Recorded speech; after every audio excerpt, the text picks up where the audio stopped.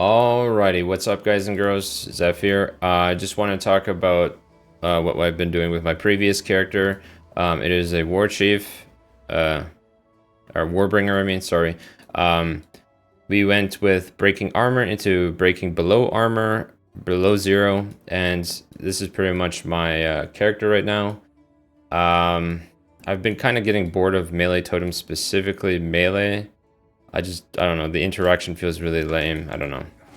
I'm hoping that the interaction with ranged totems, artillery, ballista will be better, but this is the character right now.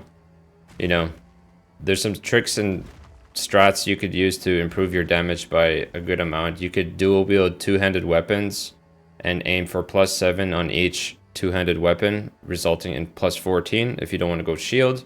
But in hardcore, that's not quite viable because you will take a lot of damage and you have a high chance of dying. But maybe the swap would be actually better, because if you're dealing a lot more damage, you could kill things faster, which means they don't kill you faster, right? But yeah, +7 on both two-handed weapons, and if you want to go dual wielding one-handed weapons, it would be +5 each, resulting in 10 versus 14. You can get +2 melee skills on your gloves and +3 on your amulet, and that would pretty much be enough to nearly be at level 40 gems. The mana cost becomes significantly higher at those levels. Like once you pass 30 on Shockwave Totem, I believe it's 500 mana per cast. But for some reason,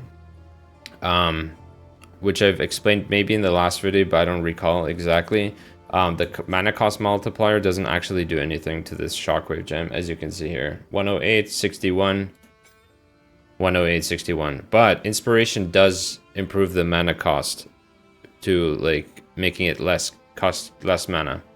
But anyways, you can get +14 +2, which is 16 +3, that's +19, and then you can get a level 21 gem and you would be at level 40 totems. But like I said, I'm not really vibing with the character. Seems kind of boring.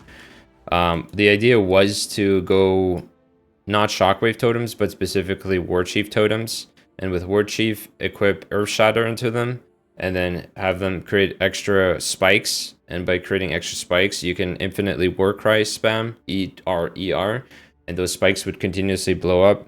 But I'm just, like I said, not really feeling this character. This is what the character looks like right now, just pathing to totems AoE.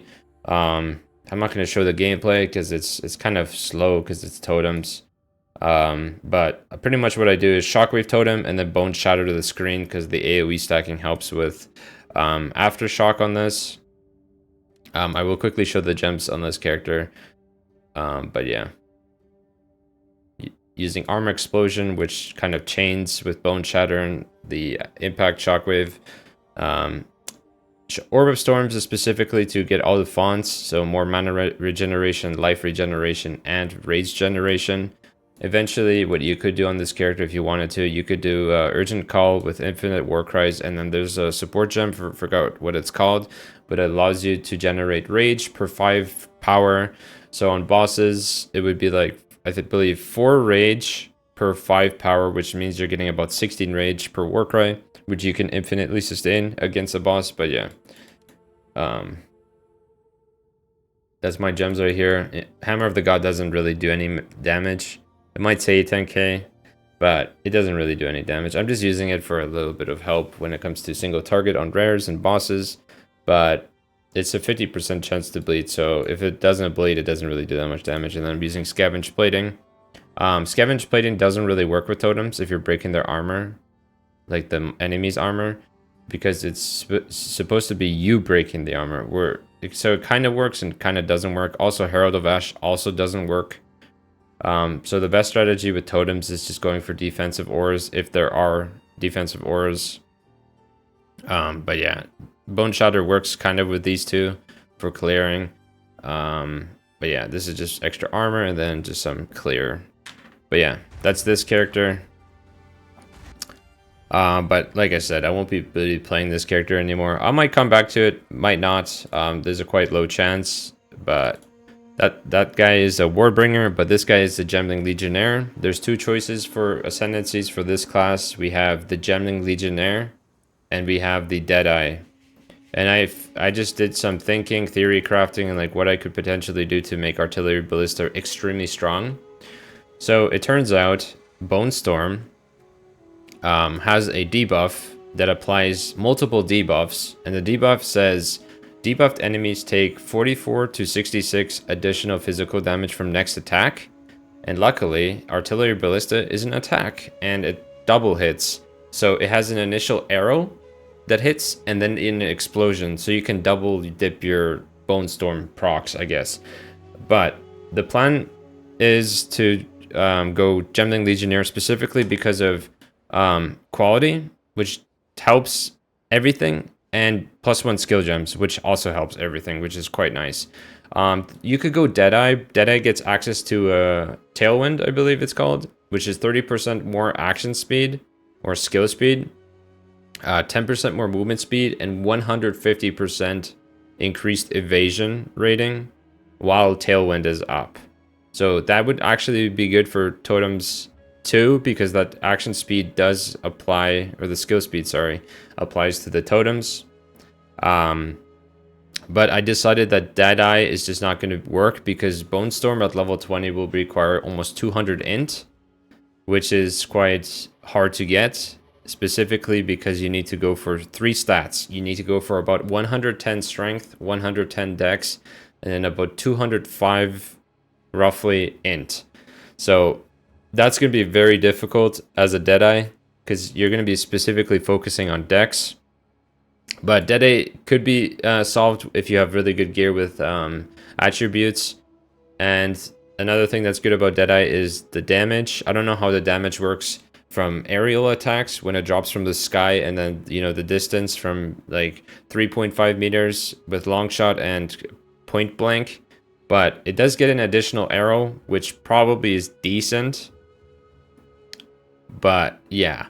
There's one more thing. You could also get reduced accuracy penalty, but I don't think you'll be running into much of an accuracy penalty with ballistas because your projectiles aren't going far. They're just dropping from the sky close.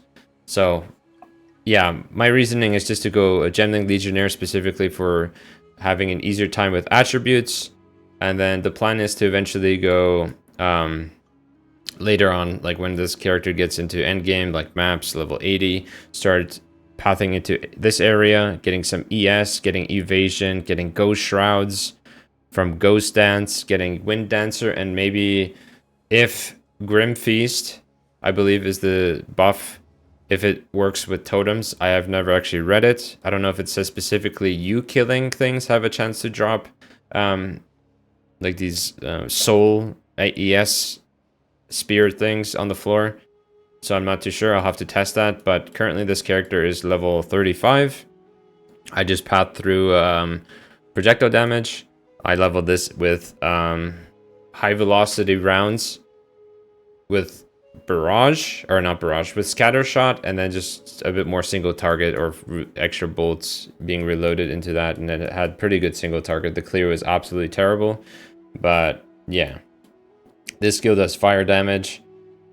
But yeah, so I'm just stacking damage, getting strength just so I have more HP.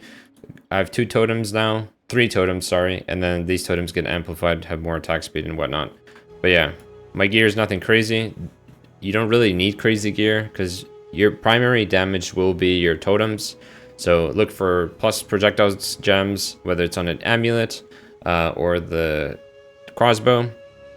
I think that's the only place you can get projectiles. Unfortunately, you can't use ballistas with bows because this skill specifically says crossbow requirements.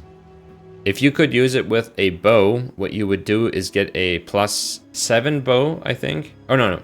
You would either use a quiver with +2 and +7 projectiles, a bow, or you can use Widow Hail and have a +2 quiver, skill quiver stats, and then you'll have like +12 or something, which is quite strong. And like I mentioned in the beginning of this character, while I was talking about this character, projectiles stuff affects the Bonestorm level 2, which is really nice. So they actually like benefit each other mutually. But yeah, the plan is to, obviously, this scales up really high. I looked at the numbers. So Artillery Ballista hits for about, I think it was like 800 at level 33, which is alright. But when this is at level 33, it hits for like 1,000, and that's per attack. I don't know, this seems really strong for single target. I hope this character can do all content, we'll see. The plan is also to scale AoE with Artillery Ballista. You want them to go fast, lots of arrows. You want them to be also strong, but also apply good AoE clear. And then, yeah, I'm using Oil Grenade. I just equipped that just recently, and Flammability, because we can do that because of the attribute penalty remove by using the Ascendancy. But yeah, Flammability, because Artillery Ballista is primarily fire damage. It's 60% conversion in the beginning, or on the projectile part, and then the explosion is 90%. So Oil Grenade slows things down. You could do exposure, 20%, and then you can amplify it with the exposure support to bring it up to 26%, I believe. And then Flammability for single target. Same thing here. Herald of Ash does not work with Artillery Ballista. But yeah, that's my theory crafting with this build. I hope it can do some crazy damage. Everything affects both skills, which is nice. You get quality, quality, quality. I don't think I'll be heading into here. Grant skill slots, copies of the two same gems. There's also Ripwire Ballista, but as of now, Ripwire Ballista doesn't seem that good. Doesn't seem that great for clear. It's good for pinning, but I can pin myself if my totems are down. You can also implement some lightning damage, so you can electrocute with your totems by having just a little amount of lightning damage, which would be nice. But yeah, and then just skill damage and less cost of skills, which is going to be quite important. But we also get the penalty of attributes requirements on gems is higher, but you can cancel that out if you run into issues with these nodes. Equipment and gems 12%, so instead of being at 30%, you'd be at 18%. But yeah, I don't think we're going to have issues. We're going to be stacking one stat, most likely Dex. We're going to be avoiding Int. We will see how my mana cost does throughout the journey. But if we do run into mana cost issues, we can always path into here. Reduce mana cost while not on low life, or low mana, sorry, which would result in 45% less mana cost on skills. And if we need even more, we could potentially path into up here, but I don't think I'll be going up into this area or getting the duration here, which would be actually just really nice for the totems, but it's unnecessary. But yeah, that's the video. That's me explaining some of the stuff and my theory on this build. But yeah, just melee totems are a bit boring, and I just don't feel that safe with them. Content wise, they were doing okay. They could do breach, they could do delirium, no problem. Good damage, but Shockwave totem isn't my type of totem, sadly. There's also the War Chief, which just requires Uber Lab, which is really far away, but I don't really want to play that. I want to play this, and yeah. Thanks for watching. Have a good day, and have a good night, guys and girls. Take care, and bye-bye. Ciao.